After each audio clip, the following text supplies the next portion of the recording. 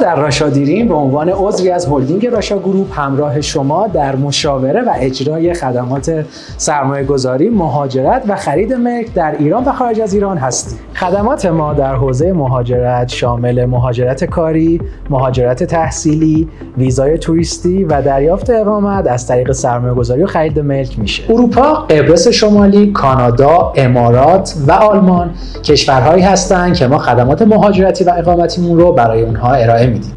هدف ما در راشا دیریم اینه که هر ایرانی در هر جای دنیا پروسه مهاجرت رو با آرامش و حال خوب طی کنه. از تصمیم تا مقصد همراه شما هستیم.